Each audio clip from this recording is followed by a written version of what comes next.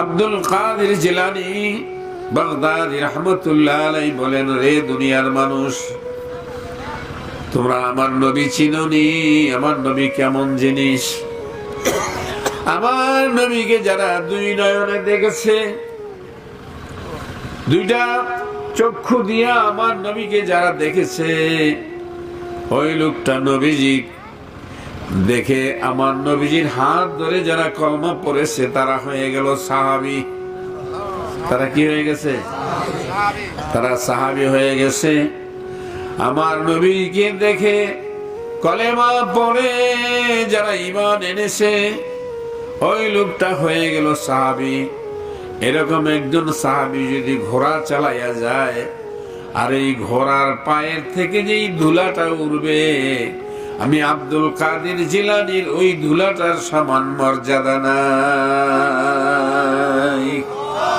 জোরে বলেন সুবহানাল্লাহ, আরো জোরে বলেন সুবহানাল্লাহ। কেমন নবীর উম্মত আমরা!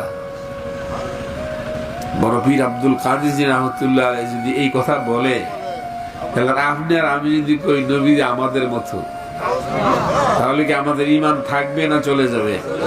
আর যখন থাকবে না চলে যাবে, বুঝতে হয় বাবা, ঈমান অনেক দামি জিনিস। কি বলছি আমি ঠিক?